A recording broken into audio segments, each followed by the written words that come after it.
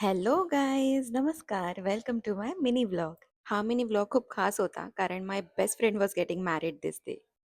सकाळचं लग्न होतं त्यामुळे काही get ready with me shoot करता नाही आलं. पण हा होता माझा असा फायनल लुक. मी मस्त पेस्टल कलरची कांजीवरम परचेस केली होती हिच्या लग्नासाठी. आम्ही ना 11th स्टँडर्ड पासूनचे फ्रेंड्स आहोत, ज्युनियर कॉलेजपासून. Same college, same classes. म्हणजे ना रोज फोनवरती बोलणं नसायचं, भेटणं नसायचं. तरी पण ही फ्रेंडशिप ना वेगळीच होती. 2013 पासून 2026 पर्यंत खूप फॉन्ड मेमरीज आहेत आमचे. And seeing your best friend getting married is another level.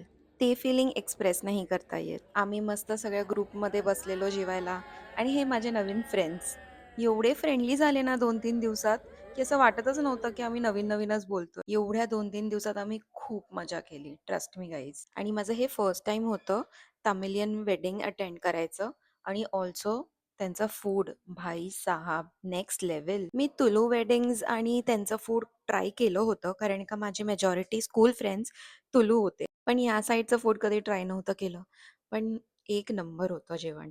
एवढे व्हरायटीज येत होते कंटिन्युअसली.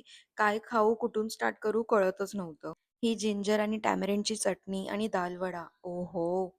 Best combination. आणि steam rice with ghee and the rasam आणि त्यांचं ते टोमॅटो रस्सम आणि लास्टला जे ते पायसम होतं, भाई साहब फुडगॅझम झालं होतं. मग काय फोटो सेशन्स होते चालू आणि मग त्यानंतर आम्ही सगळ्यांना बाय बोलून घरी निघालो.